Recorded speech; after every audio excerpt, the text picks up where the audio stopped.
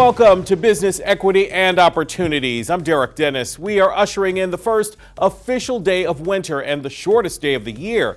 It's also the last weekend before the Christmas holiday, a busy and critical time for small retail businesses, many of them hoping last-minute shoppers will help to top off December receipts. This week in Access to Capital, we continue our focus on expert economic predictions for 2026, providing insight to help business owners prepare for what's ahead. Plus, we take another look at one of our previous BE&O guests, who is about to be honored with the prestigious Champions of Impact Award. And like presents under the tree, we're unwrapping our 7 weekly segments, all designed to provide information, inspiration, and empowerment as you prepare for the coming year. They are Getting Started, Gaining Access to Capital, featuring our 2026 predictions, The Week in Business, including how you can take part in our new business poll, Accounting and Bookkeeping, Running Your Business Day to Day, Industry Focus, and one of our favorite success stories, this one from the North Pole.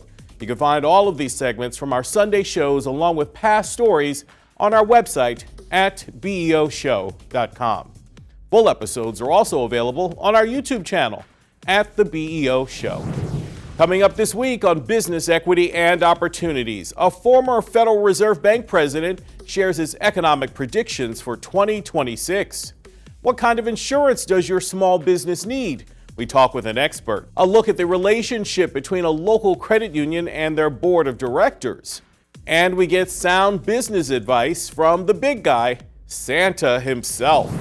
This week, we're getting started with a visit to the Packaway Hunger headquarters to see how their partnerships with local businesses are creating wins for everyone involved. This is Business Equity and Opportunities. Getting started.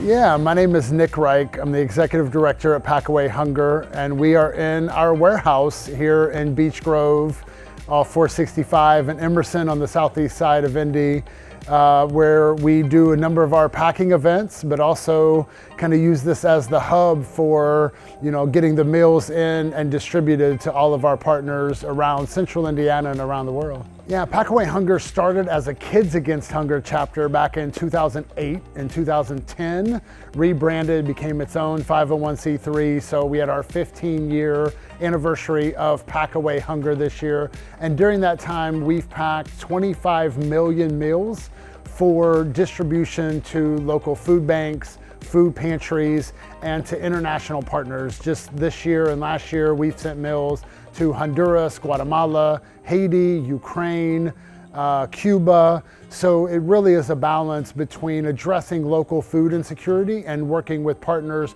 around the world to meet the need where it is. Yeah, business is our biggest partner. We do all of this, over 1.8 million meals in 2025 with only 3 staff in the office. So we rely very heavily on our partners and volunteers. This year, almost 6,700 volunteers, the majority of which come from our corporate and business community. So the great thing about our model is we come to you.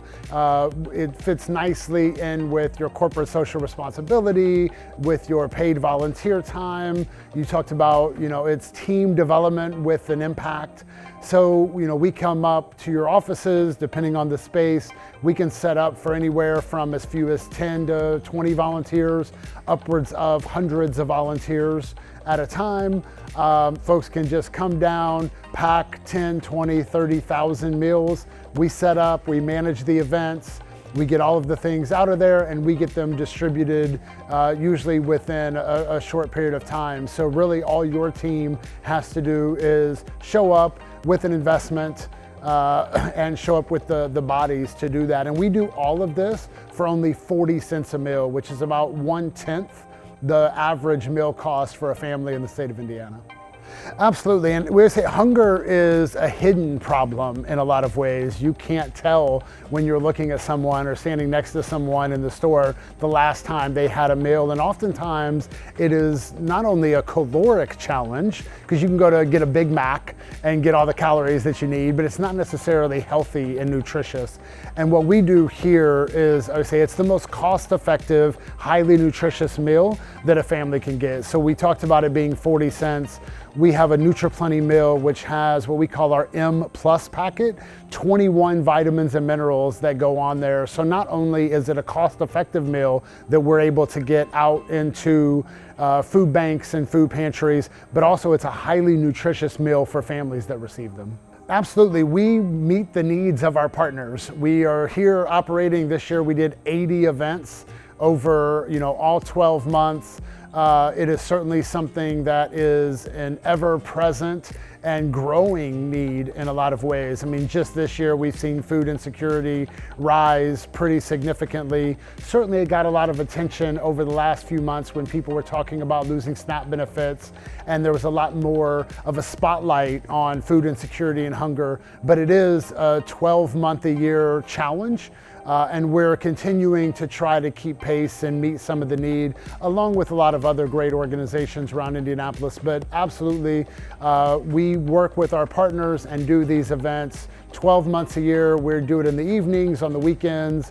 If an organization has volunteers and they have resources, we will be there and we will set up and we will run one of these events. Yeah, I mean, it is a tangible thing that people see whenever they're able to come down and volunteer. So they know that, they get to stand on the line, they get to have team building and camaraderie with their coworkers. We play music, it's a lot of fun, and they can see the impact that they're making. They see the meals, they see the boxes that get piled up, and then they know that we're getting those out into families that need them, sometimes within days or weeks. So the impact is real, and they can see it and feel it, and it's a lot of fun. So the feedback is always positive. Folks that work with us tend to come back year after year after year and do these types of events. So it is a fun event. It definitely drives team building and connection across our partners, whether it's the faith community, whether it's our corporate partners, schools, civic groups. We work across the spectrum of the types of organizations and volunteers that we work with. But absolutely, it's an absolute blast, and you can see the difference that you're making in real time. I think it's a great balance what we get to do here. We talked about, there's not many places where you can feed 1.8 million people and do it with 2-3 full-time staff, right? So first and foremost, the impact that we make at Pack Away Hunger is significant. And I don't think a lot of people know about the work that we do in addressing food insecurity as much as maybe they should. The other part of that is being able to engage more people in acts of service. I've been a part of the Rotary Club of Indianapolis for 15 years. We talk about service above self. So the more people that we get engaging in civic service and addressing needs in their community, I think it creates a stronger community at large. So the balance that we do here at Pack Away Hunger, addressing food insecurity while creating opportunities for more people to engage in service. And we work with Boys and Girls Clubs and schools, so even engaging more youth in service opportunities, that balance of what we're able to do is pretty significant.